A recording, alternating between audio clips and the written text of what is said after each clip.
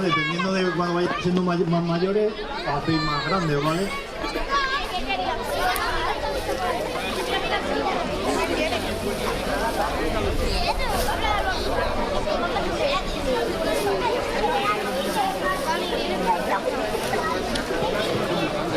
Mira, las ponemos todas juntas, ¿vale? Y los troncos, casi todos, si no igualados, muy igualados, ¿vale?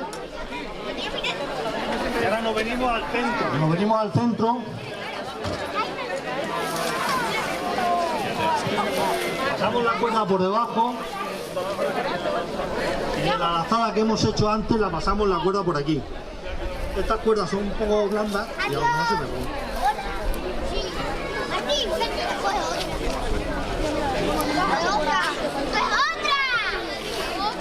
¿Vale?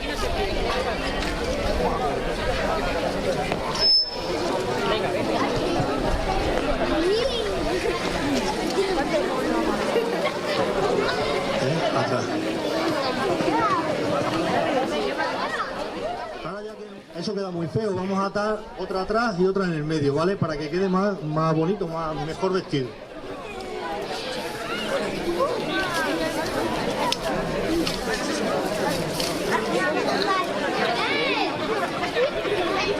Gracias, Martina. Esa la de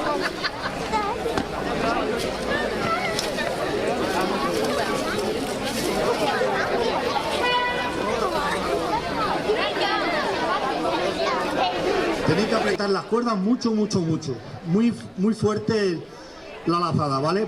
Va a tardar mucho en arder. Si queréis que el escobón se gaste pronto, no las apretéis, que se va a gastar.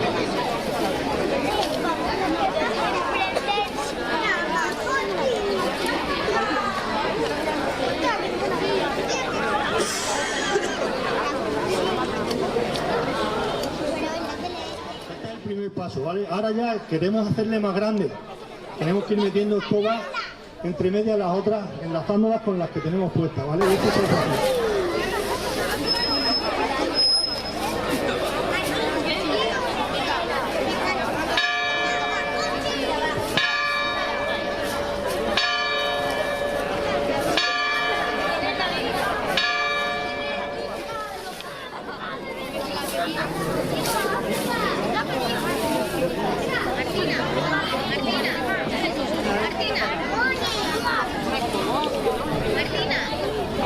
Martina, cariño.